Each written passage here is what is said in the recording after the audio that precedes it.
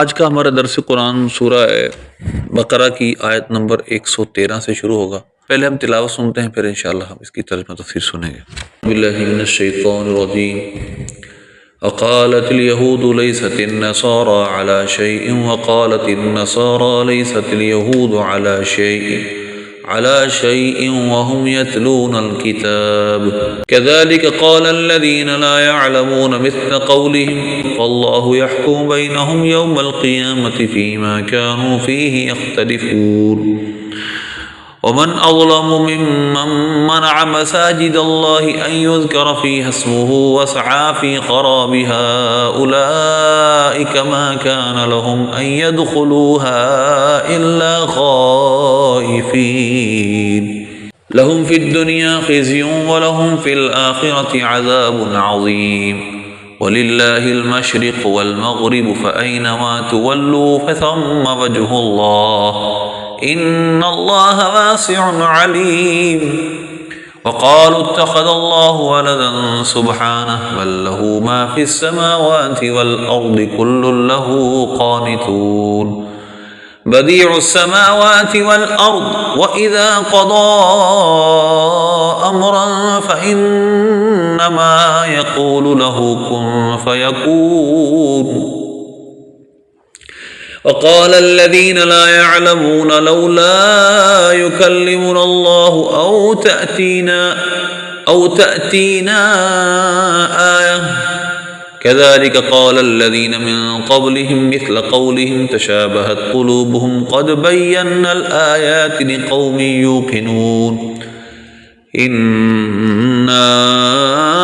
أرسلناك بالحق بشيرا ونذيرا ولا تسأل عن أصحاب الجحيم ولن ترضى عنك اليهود ولا النصارى حتى تتبع ملتهم قل إن هدى الله هو الهدى ولئن اتبعت أهواءهم بعد الذي جاءك من العلم ما لك من الله من ولي ولا نصير الذين آتيناهم الكتاب يتلونه حق تلاوته أولئك يؤمنون به ومن يكفر به فأولئك هم الخاسرون صدق اللہ العظیم۔ آیت نمبر 13 میں اللہ فرماتا ہے وقالت اليهود ليست النصارى على شيء، یہودی کہنے لگے کہ نصارہ کسی شے پہ نہیں۔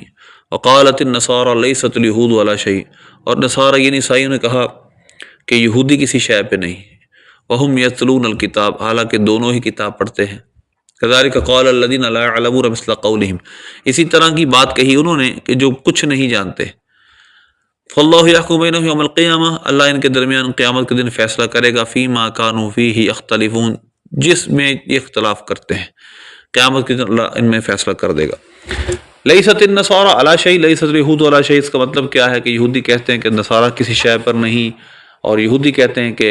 نصارہ کہتے ہیں یہودی کسی شے پہ نہیں، مطلب ان کا دین کوئی ایسا دین نہیں ہے کہ جس پر اعتماد کیا جائے جس کی وجہ سے انسان جنت میں چلا جائے۔ یہودی یہ کہتے تو عیسائیوں کے دین کے بارے میں، یہودیوں کے بارے میں، یہودی عیسائیوں کے بارے میں کہتے تھے، اور اس وجہ سے یہودیوں نے پھر حضرت عیسیٰ علیہ السلام کا انکار کیا۔ تو لہذا اللہ فرماتا ہے اسی طرح یہودیوں کا انکار جب عیسائیوں نے کیا، انہوں نے عیسیٰ علیہ السلام کا بھی انکار کر دیا۔ تو اللہ نے فرمایا حالانکہ یہ دونوں کتاب کی تلاوت کرتے ہیں، حالانکہ یہود کی کتاب تورات اس میں عیسیٰ علیہ السلام کا تذکرہ ہے، اور جو نصارہ کی کتاب انجیل ہے اس میں حضرت موسیٰ علیہ السلام کا تذکرہ ہے، تو یہ ایک دوسرے کی نفی کرنا بنتا نہیں۔ پھر اللہ فرماتا ہے اسی طرح کی بات انہوں نے کہی جو کچھ نہیں جانتے، مطلب مشرک جن کے پاس کوئی آسمانی کتاب، کوئی ڈیوائن میسج کچھ نہیں آیا، وہ بھی اسی طرح کی بات کہتے ہیں کہ مسلمان کوئی دین ایسا نہیں جس پر دین پر ہم اعتماد کر سکیں، یہ معاذ اللہ کس سے کہانی، اس طرح کی باتیں وہ کیا کرتے تھے اس آسمانی دینوں کے بارے میں۔ اللہ فرماتا ہے یہودیوں کے بارے میں اور سید کے بارے میں ایسی باتیں کر دیا کرتے تھے۔ اللہ فرماتا ہے کہ اللہ ان کے درمیان قیامت کے دن فیصلہ کر دے گا، یعنی ان کو جہنم میں پھینک کر ان کا فیصلہ ہو جائے گا کہ دیکھو اسلام ہی سچا مذہب تھا اور تم ایک دوسرے کا انکار کرنے کے، اسلام کا انکار کرنے کی وجہ سے جہنم میں چلے گئے۔ تو لہذا قالت الیہود لیست النصارى علی شیء، یعنی علی شیء معتد به، جس پر اعتماد کیا جا سکے، کسی ایسی شے پر نہیں، مطلب یہ ہے اس جملے کا، اللہ شیء کے بعد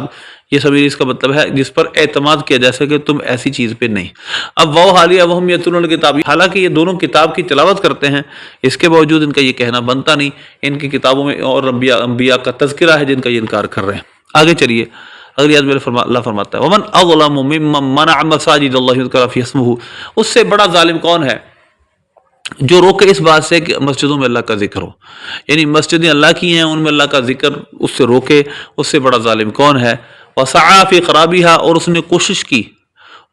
اس کے خراب کرنے میں، اللہ کے گھر کو تباہ کرنے میں، اس کو خراب کرنے میں۔ اولئک ما کان لهم يدخلوها الا خائفین، حالانکہ ان کے لیے حق نہیں بنتا تھا وہ اس میں داخل ہو مگر خائف ہو کر، ڈرتے ہوئے۔ لهم فی الدنیا خزي، ان کے لیے دنیا میں رسوائی ہے، ولهم فی الآخرۃ عذاب عظیم، اور ان کے لیے آخرت میں بڑا عذاب ہے۔ اب اللہ نے فرمایا ومن اظلم، یہ اس میں تفدیل کا صیغہ ہے ظالم یظلم سے، جس کا مطلب اس سے بڑا ظالم کون؟ کس سے؟ جو اللہ کی مسجدوں کو اس سے روکے کہ اس میں اللہ کا ذکر ہو، نماز پڑھی جائے، تسبیحات کی جائے، ذکر کیا جائے۔ رومیوں نے بیت المقدس کو خراب کیا، یا مشرکوں نے عام صلح حدیبیہ کے سال مسلمانوں کو بیت اللہ میں داخل نہیں ہونے دیا، تو اس سے بڑا ظالم کون ہے جو اللہ کے گھر کو خراب کرے یا اس کے گھر میں اللہ کا ذکر و اذکار نہ ہونے دے، اس میں تسبیح اور ذکر و اذکار اور علم دین نہ بند کرے، کسی ذریعے بند کرنے کا ذریعہ ہو، اس میں غرض صرف اپنی کوئی غرض ہو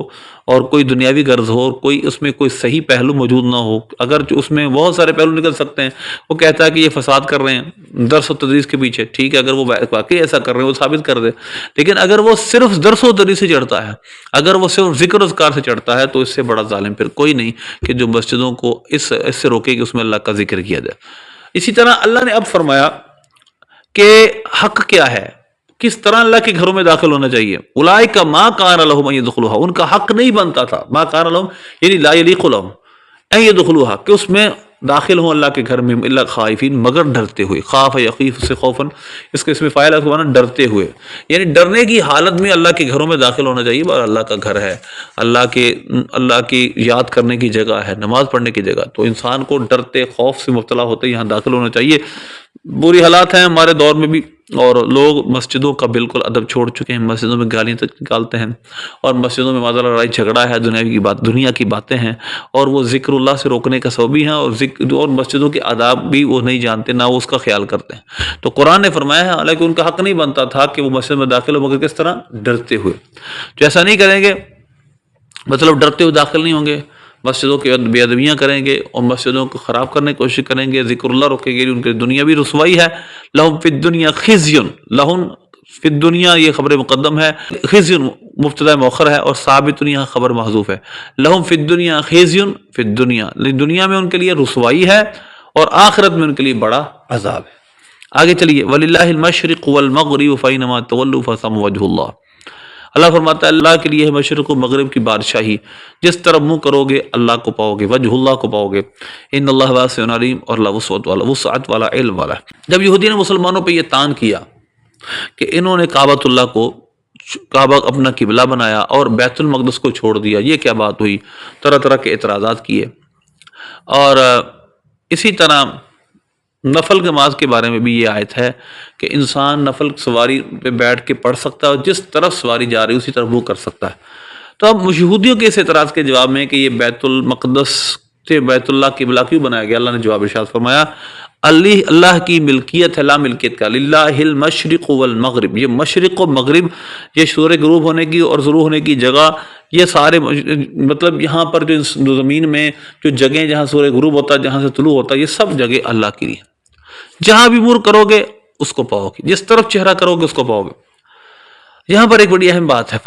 سما بنا ہونا کا، اس میں یہ ظرف ہے، اس کا معنی ہوتا ہے وہاں، ہونا کا وجہ اللہ، وہاں پر اللہ کو پاؤ گے۔ وجہ اللہ سے مراد کیا ہے؟ بڑی اہم بات ہے، بعض لوگ اس سے مراد وجہ ذاتی لیتے ہیں، یعنی جسمانی وجہ ہونی، چہرہ۔ معاذ اللہ جسم جسمانیت سے پاک ہے۔ ان آیات کی کیا تشریح، صحیح تشریح یہاں پر تو اسی واضح بنتی ہے کہ تم جس طرف جاؤ گے اللہ کو پاؤ گے، اس کی قدرت کو پاؤ گے، اس نے سب کائنات کو گھیرا ہوا، اس کو پاؤ گے، تو لہذا یہ تو واضح ہے۔ لیکن بعض لوگ اس سے مراد وجہ اللہ سے مراد یہ چہرہ، جو جسمانی چہرہ، یہ مراد لیتے ہیں، معاذ اللہ کا چہرہ ہے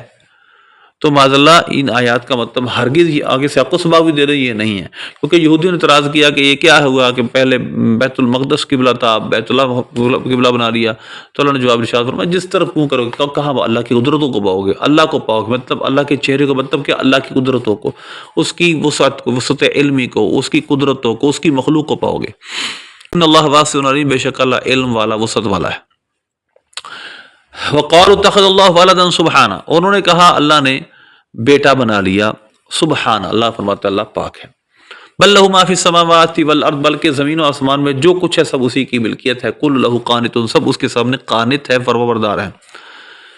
قال، انہوں نے کہا یہ اس کے فاعل کون ہے؟ واو ضمیر کا مرجع یہود بھی ہیں، نصارہ بھی ہیں، اور ہر وہ شخص جس نے اللہ کی کسی کو بیٹا بیٹی بنایا، جس طرح مشرکین عرب یہ فرشتوں کو اللہ کی بیٹیاں کہتے تھے، بنات اللہ کہتے تھے۔ اتخذ اللہ ولدا، یہاں پر دیکھیے اتخذ اللہ، اللہ نے بنا لیا بیٹا، سبحانہ، اور اللہ فرماتا ہے وہ پاک ہے۔ اب یہ سبحانہ، اس میں جو سبحانہ اوپر زبر آئی ہے، فتح آیا، یہ کیوں ہے؟ یعنی سبحت سبحانہ، یا سبحنا سبحانہ، اس کا مفعول مطلق ہونے کی وجہ سے فعل محذوف کا اس پر زبر آئی، یعنی وہ پاک ہے اس سے کہ اس کا بیٹا ہو، بلکہ اس کی ملکیت ہے زمین آسمان میں جو کچھ ہے۔ جب اس کی ملکیت ہے، سب اس کی مخلوق ہے، اس کی ملکیت ہے، تو ملکیت اور ابنیت یعنی بیٹا ہونا یہ منافی، پروجنی ہونا، کسی کی اولاد ہونا، یہ ملکیت کے منافی ہے۔ جو کوئی چیز ملکیت ہو جاتی ہے تو بیٹا نہیں، اگر بیٹا ملکیت میں آ جائے تو آزاد ہو جاتا ہے، پہلے یہ اصول تھا نا،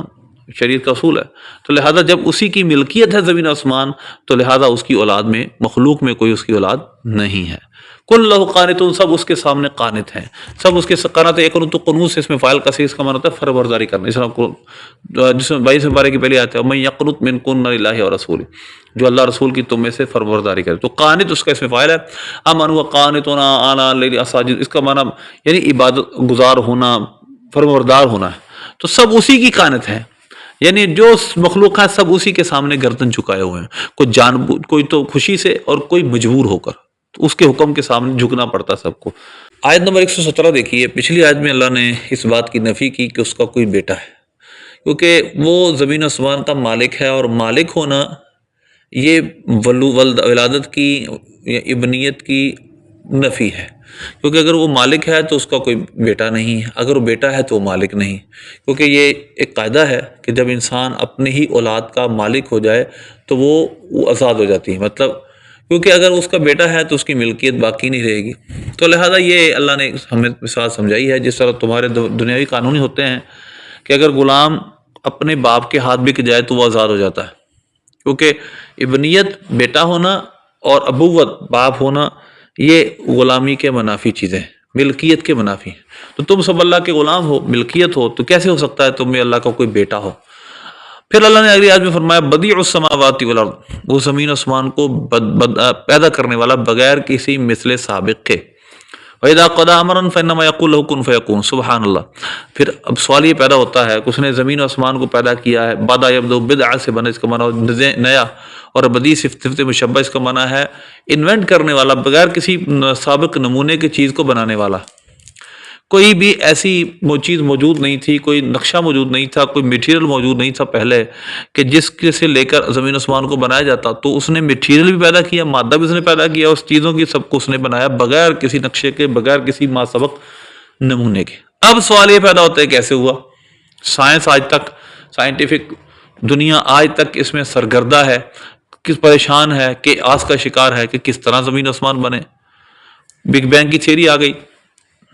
اب آہستہ آہستہ بگ بینگ کی مدرجات پہ بات ہونے شروع ہو گئی، اور اس پہ بھی سوال اٹھنے شروع ہو گئے، اور فلسفے میں تو ان چیزوں پہ پہلے سوال اٹھتے تھے۔ بہرحال بگ بینگ ہے تو اس کا مادہ کہاں سے آیا، اس کا میٹیریل کہاں سے آیا، کوئی جواب تسلی بخش کسی کے پاس نہیں۔ تو اللہ نے ہمیں یہ سمجھایا، وہ زمین آسمان کا بدی ہے، موجد ہے، انوینٹر ہے، اس نے زمین و آسمان کو بغیر کسی نمونہ سابق کے پیدا کیا، کوئی میٹیریل پہلے موجود نہیں تھا، اس نے اس کا مادہ بھی خود پیدا کیا۔ اب سوال پہلے کیسے ہوا؟ انسان کی سمجھ سے بالا تر چیز ہے، اس کا تعلق قدرت باری تعالیٰ سے۔ تو اللہ نے فرمایا اذا قضى امرا، جب وہ کسی معاملے کا فیصلہ فرماتا ہے، فانما يقول له كن فيكون، تو بس اس کا یہی کہنا ہوتا ہے اس کو ہو جا تو وہ ہو جاتی ہے۔ تو وہ اللہ کے ارادہ کن سے، امر کن سے اس کا مادہ بھی، اس کی تمام چیزیت جو وہ چاہتا ہے وہ وجود میں آ جاتی ہے۔ اس کے علاوہ کوئی بھی جسٹیفیکیشن اس پہ موجود نہیں، نہ انسان کی عقل اس تک یہ رسائی رکھتی ہے۔ تو اللہ نے ہمیں سمجھا دیا، زمین آسمان اس نے پیدا کیا ہے بغیر کسی ما سبق نمونے کے، بغیر کسی ماڈل کے، اور وہ کیسے ہوا، اس کا میٹر کہاں سے آیا؟ تو اللہ نے فرما دیا کہ وہ جب کسی چیز کا ارادہ کرتا ہے تو کہتا ہے ہو جا، تو وہ ہو جاتا۔ اب ذرا غور کی، بدی میں نے آپ کو عرض کر دی ہے، بدا یا بدعو سے، جس کا معنی ہوتا ہے جدید پیدا کرنا، انوینٹ کرنا، کسی چیز کو نئے سرے سے بنانا جس کا کوئی نئے سے کوئی پہلے کوئی نمونہ ہی نہ ہو۔ دوسرا لفظ ہے کن فیکون۔ کن یہ کانا یکون سے فعل امر ہے۔ کن جیسے میں تتقون ہوں، اب فعل جب ہم نے امر بنانا ہے تو ہم نے تاگرانی تاگرے کون ہو گیا، اجتماع ساکنہ سے واو گرے کن ہو گیا۔ پہلے یہ کاون یکون سے لمبی ایک تعلیل ہے، لیکن کن فعل امر ہے، فیکون اس کا فعل مضارع ہے، وہ کہتا ہے ہو جا تو وہ ہو جاتی ہے۔ تو یہی ایک مومن کی شان ہے۔ اس کے علاوہ پوری انسانیت کے پاس، ہیومینٹی کے پاس کوئی بھی اس کی ٹرو جسٹیفیکیشن اور ایک ایسی جسٹیفیکیشن، ایسی تفصیلات، ایسی تشریحات موجود نہیں ہے جو انسانی عقل میں آ سکیں۔ کوئی انسان کے پاس ایسی کوئی تشریح موجود نہیں، لہذا قرآن پاک کا یہ فیصلہ بڑا عام فہم ہے اور بڑا سمجھ میں آنے والا ہے کہ وہ جب کسی چیز کو پیدا کرنے کا ارادہ فرماتا ہے تو اس کو ضرورت نہیں کسی چیز کی، وہ کہتا ہے ہو جا، وہ ہو جاتی ہے۔ اس کے علاوہ آپ کائنات کی ابتدا کے بارے میں کچھ بھی یقین سے نہیں کہہ سکتے۔ وہ ہولی اسکرپچرز کے اندر جو مقدس کتابوں میں آ گیا، ہمیں اس پر رلائے کرنا ہے، اس پہ یقین رکھنا۔ اگر آیت دیکھیے، وقال الذين لا يعلمون لولا يكلمنا الله او تاتينا آیہ، انہوں نے کہا جو نہیں جانتے، یعنی جو الٹریٹ پیپل ہیں، ان پڑھ لوگ، کفار مکہ، کہنے لگے لولا یکلمنا اللہ، اللہ ہم سے بات کیوں نہیں کرتا، او تاتینا آیا، یا ہمیں کوئی نشانی کو نہیں دیتا، ہمارے پاس نشانی کو نہیں آتی کوئی۔ کذالک قال الذین من قبل مثل قولہم، ان سے پہلے لوگوں نے بھی ایسے باتیں کی، ان پچھلی امتوں نے بھی ایسے سوالات کیے ہیں جو تعنتن تھے، ضد کی وجہ سے تھے، اور ان کا کوئی مقصد بھی حق تلاش کرنا نہیں تھا۔ ایک تشابہت قلوب، اللہ فرماتے ہیں ان کے دل مل گئے، پرانے کافروں کے اور ان کافروں کے دل متشابہ ہو گئے، ریزمبل کر گئے، مل گئے۔ قد بینا الآیات لقوم یوقنون، ہم نے بے شک نشانیاں بیان کر دی ہیں اس قوم کے لیے جو یقین رکھنے والی ہے، جو یقین کرنے والے لوگ ہیں۔ اب اس آیت کو ذرا سمجھیے، لا یعلمون، لا عالم یعلم سے فعل مضارع منفی سیگا ہے، اس سے مراد ہے واو ضمیر کا مرجع کفار مکہ۔ کفار مکہ کہتے تھے لولا یکلمنا اللہ، کلم یکلم تکلیم سے فعل مضارع، یکلم اللہ اس کا فاعل، اور نا ضمیر مفعول بہ اس کا مفعول بہ، یکلمون اللہ، اللہ ہم سے بات کیوں نہیں کرتا، اللہ ہم سے کلام کیوں نہیں کرتا، ہمیں بتاتا کہ آپ اللہ کے رسول ہیں۔ یا پھر او تأتینا، تأتی کا فاعل آیتن اور نا مفعول بہ، یا ہمارے پاس کوئی نشانی کیوں نہیں آتی، جو ہم کہتے ہیں آپ سے کہ ہمیں کر کے دکھائیے، وہ ہمارے پاس لے کے کیوں نہیں آتے۔ ہر جو بات ہم کہیں، نہریں جاری ہوں، خشک زمینیں دوبارہ پھر سرسبز ہو جائیں، مردے ہم سے بات کریں، آپ یہ لے کر کیوں نہیں آتے۔ اللہ نے فرمایا اس سے پہلے جو لوگ تھے نا کافر، جو پچھلی امتیں گزری ہیں، انہوں نے اپنے نبیوں سے ایسے ہی سوالات کیے تھے۔ تشابہت قلوبہم، یہ تشابہ ہے، تشابہ تفاعل سے، شین با شبہ، ہمارے اردو میں استعمال شبہ، تو شبہ پڑ جانا، شبہ، تو تشابہت کا فاعل قلوب، ان کے دل مل گئے، کیونکہ قلب کی جمع قلوب، تو اس کا فاعل ہے، اس وجہ سے کیونکہ جمع مکسر ہے، جمع مکسر کا فعل واحد آ سکتا ہے، تشابہت واحد مونث آ سکتا ہے، تشابہت قلوبہم، ان کے دل مل گئے آپس میں، کافروں، نئے کافروں کے اور پرانے کافروں کے دل آپس میں مل گئے، ان کے خیالات ایک ہو گئے۔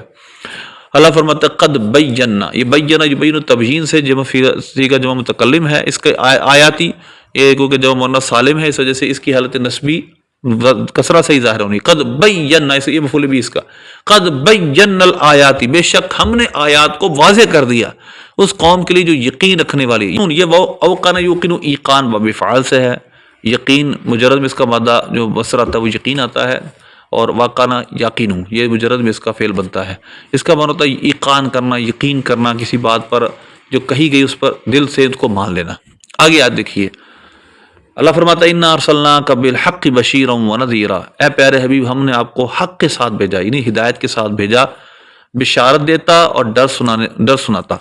ولا تسأل عن اصحاب الجحیم، اور آپ سے جہنم والوں کے بارے میں سوال نہیں ہونا۔ آپ کو ہم نے حق کے ساتھ، ہدایت کے ساتھ، رہنمائی کے ساتھ بھیجا ہے، آپ ساری انسانیت کی طرف آئے ہیں، بشارت دینے والے، جو آپ کی دعوت کا جواب دیں گے، مانیں گے، وہ جنت میں جائیں گے، اور جو آپ کی دعوت کا جواب نہیں دیں گے، آپ اس کو بتا دیں کہ اس کے لیے جہنم ہے۔ یہ آپ کا منصب ہے۔ اب کافر اگر ایمان نہ لائیں، آپ کی اس تبلیغ کے بعد، آپ کی اس پہنچا دینے کے بعد اگر کافر ایمان نہ لائیں تو ولا تسألوا عن اصحاب الجحیم، تو آپ سے جہنم والوں کے بارے میں سوال نہیں ہونا، لہذا آپ رنجیدہ خاطر مت ہوئیے، اپنی جان کو زیادہ آپ رنج میں نہ ڈالیے، ہم آپ سے اب اس کے بارے میں نہیں پوچھیں گے، آپ نے تبلیغ رسالت کر دی، یہی آپ کا منصب تھا۔ اگلی آیت دیکھیے، آیت نمبر 120، وَلَن تَرْضَىٰ عَنْكَ الْيَهُودُ وَلَا النَّصَارَىٰ حَتَّىٰ تَتَّبِعَ مِلَّتَهُمْ، تم سے ہرگز یہود و نصارہ راضی نہ ہوں گے یہاں تک کہ تم ان کی ملت کی اتباع کرو۔ قل ان ھدی اللہ ھدی، آپ فرمائیے اللہ کی ہدایت ہی ہدایت ہے، اسلام ہی دین ہدایت ہے، اس کے سوا سب دلال و گمراہی ہے۔ والا ان اتبعت اہواہم، اور بالفرض اے سننے والے اگر تو ان کی خواہش کے پیچھے چلے گا، بعد الذی جاءک من العلم، بعد اس کے کہ آپ کے پاس علم آ چکا، ما لک من اللہ من ولی ولا نصیر، تو آپ کے لیے نہ کوئی اللہ سے حفاظت کرنے والا یعنی ولی ہوگا، حمایتی والا نصیر، نہ کوئی مددگار۔ اب دیکھیے اللہ نے پہلے فرما دیا یہود و نصارہ کے جو مطالبے تھے بڑھتے جاتے تھے،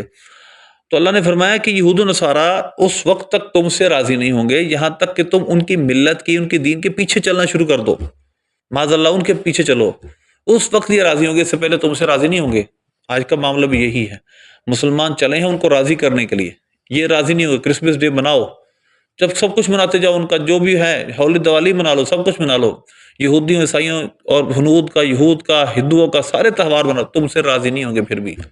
یہ راضی تم سے اس وقت ہی ہوں گے جب تم ان کی دین کے پیچھے چلو گے، معاذ اللہ ثم معاذ اللہ۔ اللہ نے اعلان کر دیا قل ان ھدی اللہ ھو الھدی، اللہ کی ہدایت ہی ہدایت ہے، یعنی اسلام ہی ہدایت ہے، اس کے سوا باقی سب گمراہی ہے۔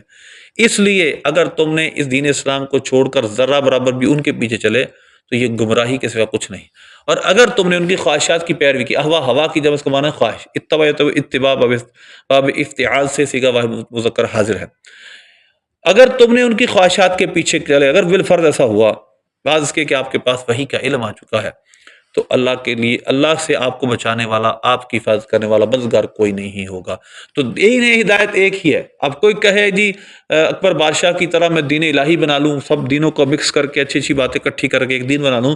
یہ قابل قبول نہیں۔ وہ اسلام کی وہ بات بتاؤ جو اچھی نہیں، اسلام تو سرتاپا اچھا ہے، آپ کے اندر غلاظتیں ہیں، آپ کے ذہن میں غلاظتیں ہیں، آپ کی سوچ میں غلاظتیں ہیں، اور شراب و شباب کا عاشق شخص دین اسلام کی گہرائیاں نہیں سمجھ سکتا، اس کے لیے عقل سلیم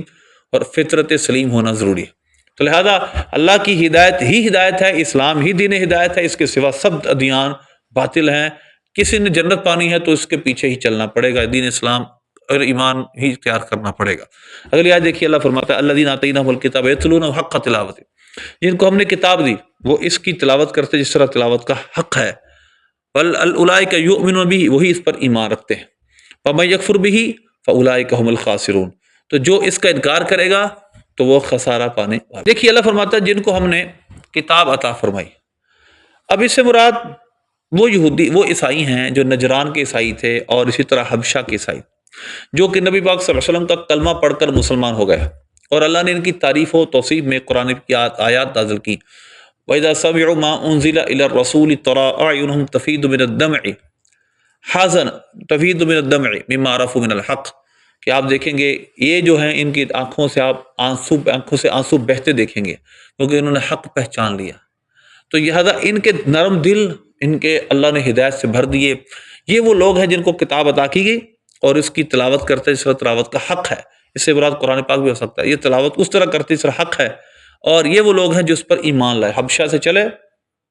اور نبی پاک صلی اللہ علیہ وسلم کی بارگاہ میں پہنچے، اسلام لے آئے، اور جو اس کا انکار کرے گا، یعنی وہ کتاب وہ عطا کی گئی نبی پاک صلی اللہ علیہ وسلم کو قرآن، تو وہ خسارہ پانے والا۔ اب حق تلاوت کا مطلب کیا ہے؟ حق تلاوت کسے کہتے ہیں؟ اس کے دو تین مفہوم ہیں۔